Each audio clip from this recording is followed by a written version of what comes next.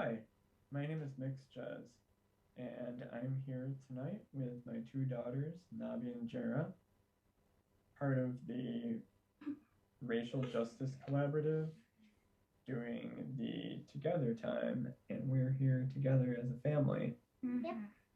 And I'm doing this to help center them as youth in this discussion about racism and how it affects us. I'm Jera. I was born in Arizona. I'm 8 years old and I'm Asian American. My pronouns are she, her, hers. I identify as a girl. One time, I was at the park with my sister and my other parent. We were walking around and suddenly a guy unleashed his dog at us and said, "Welcome to America." We tried to ignore it and then we walked back to the car. The end. I'm really sorry that happened. You want to share how that made you feel? It kind of made me feel weird because I don't know what the saying is. Sometimes people say that to people that they believe are immigrants and people that have migrated here.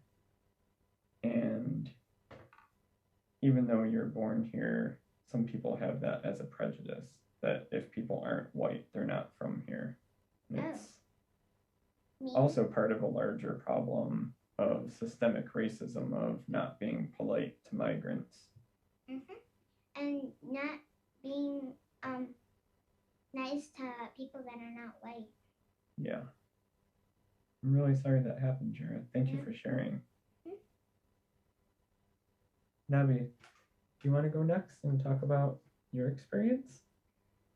Hi, I'm Nabi. I identify as LGBTIQ and Asian American, and I would like to talk about my experiences of racism at my former school and my current school right now. Yep.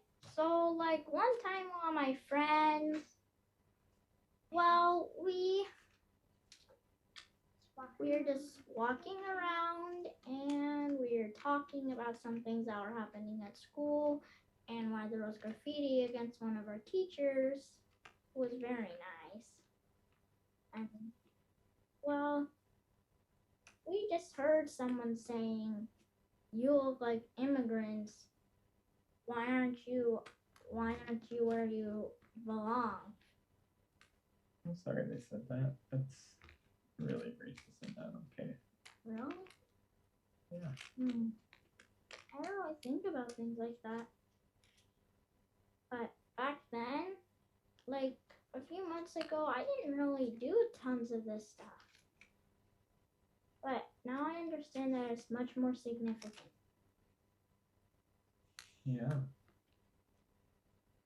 I'm sorry you had that experience, and I hope you're able to heal and move past it. What was it like speaking at that rally? At the candlelight vigil? It was kind of like, I didn't get stage fright. I was just kind of thinking like, oh, what if they don't like what I say? Or like, oh, I didn't see any other kids speak. What if they didn't want kids to speak and that's why there's no other kids? Yeah, I'm really glad that you helped bring the voice for, you were the youth of color speaker. Yeah. To talk about your experiences. That's really good.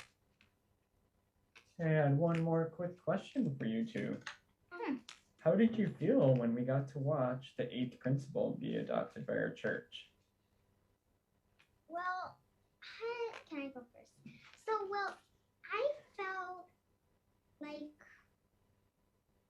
I knew it was going to be a good principle. But I still don't know much of what the 8th principle is. But I know it's about racism and how we should try to stop it. Yeah. Maybe, as kiddos and teachers, we can help refocus that for you. And that's part of why we're doing this program today. Yeah. How about you, Navi? I felt relieved and excited that this was finally happening. But also kind of like, oh, there's never been a new principal adopted when I'm alive, and how people responded to this. I also forgot something that I talked about at Family Circle. Sure. So yeah, our teacher asked us stuff about Family Circle, and people talked about racism and animal testing and climate change. And then when our teacher asked me, oh, hey Navi, what do you think will make the world better? I told everyone in the circle that since everyone was talking about climate change and pollution and racism and animal testing, I said that we should defund the police.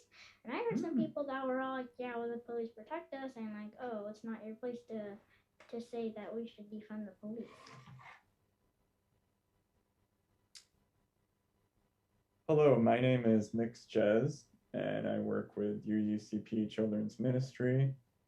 And today I'm joining Stephanie to help widen the circle on our discussion of combating racism and what the 8th principle means to us. And Stephanie, what did you want to share with us? Hi, I'm Stephanie, and I am active with Children's Ministry. I want to talk a little bit about the 8th principle. The 8th principle reads, we, the member congregations of the Unitarian Universalist Association Covenant, to affirm and promote journeying towards spiritual wholeness by working to build a diverse, multicultural, beloved community by our actions that accountably dismantle racism and other oppressions in ourselves and our institutions. When I read this, my mind automatically stops after journeying towards spiritual wholeness.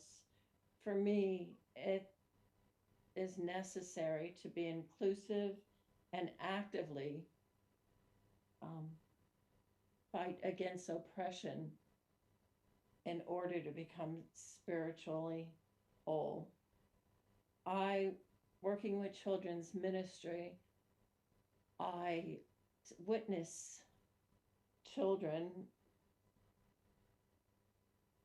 from toddlers to adolescents constantly holding each other accountable for their actions and their words, calling each other out, and not thinking twice about taking 2 steps back and rephrasing or rethinking a process. For me, working with the children in our congregation has become essential to my spiritual awareness and my journeying to spiritual wholeness. I see children work towards this all the time, and they're just an incredible example to follow.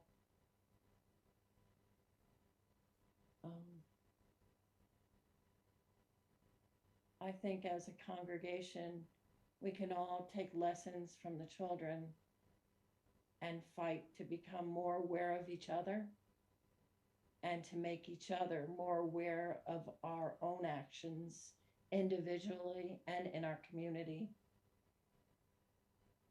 and then be accountable for our actions.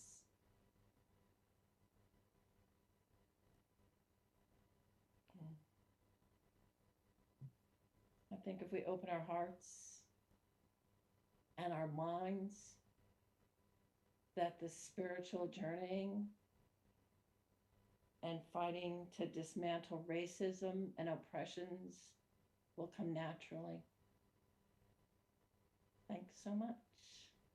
Thank you, Stephanie. That was beautiful. And I love working with you within UUCP Children's Ministry to do some of that important work. Thanks. Thank you.